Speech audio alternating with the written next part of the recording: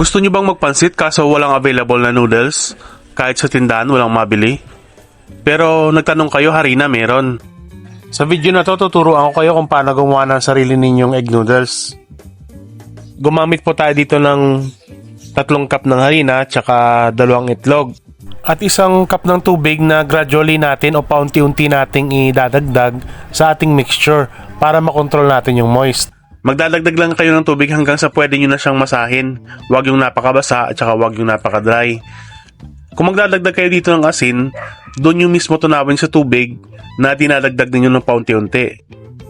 Imasa natin hanggang sa maghalo lahat ng ingredients ng mabuti. Takpan at itabi ng mga 20 minutes. After 20 minutes, masahin natin ng saglit. Dito na natin i-divide sa 2 parts.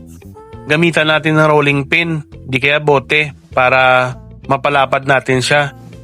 So kailangan natin itong i-flatten ng pinakamanipis na kaya natin gawin. Bago po kayo mag-flat nito, lagyan na po ng harina sa baba para hindi siya dumikit sa surface.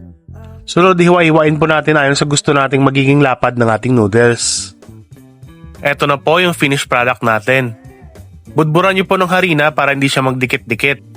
Abangan nyo po yung part 2, magluluto tayo ng pansit gamit ito. Hanggang dito na muna guys, salamat sa panonood at see you in the next video. Paalam!